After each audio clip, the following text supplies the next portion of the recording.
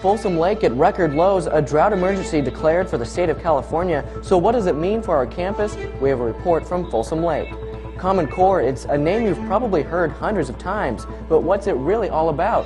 We look at how the implementation has gone so far and what students should expect for the future. Developing story, a teacher's computer hacked by a student, how the administration is responding to the crime. Eye of the Tiger today on this Monday, January 27th, 2014, begins now. From Studio 403 in Roseville High School, this is Eye of the Tiger Today. Hello and welcome to the first Eye of the Tiger Today. I'm Daniel Wetter. We begin with our top story, a drought affecting most of California, now hitting Roseville High School. A little more than a week ago, Governor Jerry Brown declared a drought emergency for the state. So what does it all mean for Roseville High School? I went to Folsom Lake to see how it will affect students. There's but a trickle of water left in Folsom Lake. Roseville gets about half of its water from Folsom Lake, which, as you guys know, is pretty much dried up to a mud pit. It's just the American River now. You can actually walk up to the back of the dam, which is a little odd. The levels continue to drop, even lower than the worst drought year in recent history, 1976. An indication of how low Folsom Lake really is this year, that is the water's edge, which would normally be 100 feet above where we are right now, which is up over there by that tree line. And as Folsom Lake shrinks, fears grow. It's all going to be dependent on how our weather plays out in the next 6 to 8 months, if this lake is going to fill up for the summer.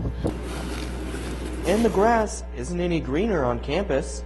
I haven't seen it like this since the mid-70s when I was younger than you guys. I was in elementary school. I remember a big drought in California back then. In the mid-70s, I remember Folsom Lake being about as low as it is now. Responding to the drought, the city of Roseville is asking residents and businesses to cut 20% of their water usage. For now, a voluntary measure, but Principal Basham believes the district is prepared. I would expect that the district will take some proactive steps to conserve water, and they already have done some things in terms of the types of sprinklers they use and when they water and things like that, having the all-weather track and fields. AP Environmental Science teacher Alex Uribe says Northern California is naturally a dry place. It would be a desert if there were no reservoirs like Folsom Lake. Part of living in Northern California, about every 20 years we go through a pretty severe drought. So we have a boom and bust. Sometimes where we have too much water and we get a rain flood situation, and then sometimes we get into these drought cycles that last a couple of years. Perhaps there is a bright side to this, other than the sun's unusual warmth. Folsom Lake could be the hot place to be this summer. Maybe not for the lake, as much as the ruins exposed by the low levels. Recreation is definitely going to be different if the lake stays as low as it is or gets a little lower. If you do come out, I welcome you to come out and see your history and see the significance of this place, but please, please understand the sensitivity of it. I'm standing where the water levels would normally be here at Folsom Lake. Officials tell us that they have no end in sight as to when the water would actually come back to these normal levels. They say it all comes down to the weather. The impact on our campus may not be fully known for some time. Since RHS has metered sprinkler systems and an artificial turf, students are not expected to be affected dramatically for now.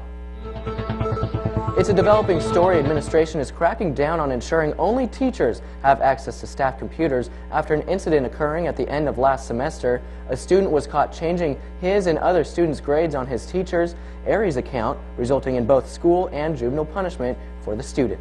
That's what happened here.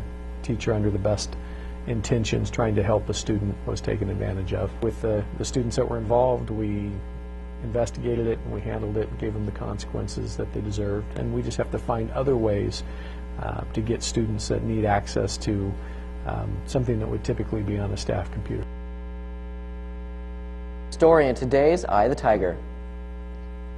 This makes the last year that Roseville High School will be operating under the No Child Left Behind educational system that was established more than a decade ago. Now California schools will be using the new Common Core standards. Last term, RHS began the transition into integrating Common Core in most of the classes. The goal was to create a common level of student mastery in all the areas of their education. Common Core is a set of national standards adopted by California that focuses on integrating reading and writing in all of the subjects here at RHS. Common Core standards require critical thinking, problem solving, writing, effective writing and speaking.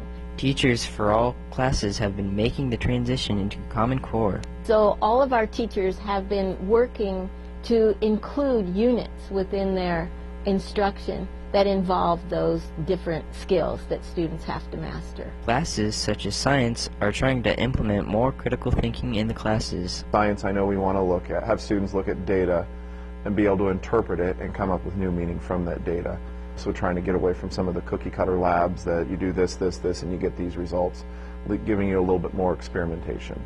Some students have noticed the change in classes with Common Core. Common Core is difficult, and I like the challenge. It's got some hard challenges to it. It's pretty tough, and it keeps our kids going. The transition is not a fast one, as teachers are slowly incorporating Common Core and allowing for students to think for themselves a little more. I think it's better than just taking a multiple choice type of thing and factoid. I think it honestly kind of makes you more human being-ish than robotic. So, you know, it's going to be a transition. We'll see what happens.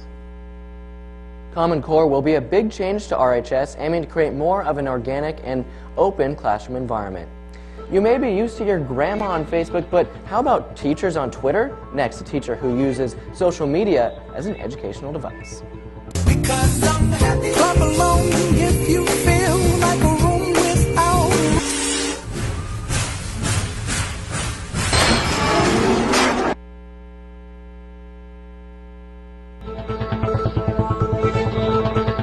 Has finished a number of renovations in room 606, including painting, cleaning, and furnishing the room with new tables. According to student government teacher Lindsay Parker, the renovations were done exclusively by her students and herself over winter break, saving the school the expense of hiring a third party to come in and do the work.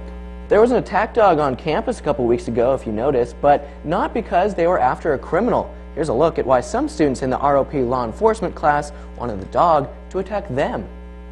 Can you tell us what you just did in this period? I just got bit by a dog, basically. Some classes have their students write essays. Other classes, well,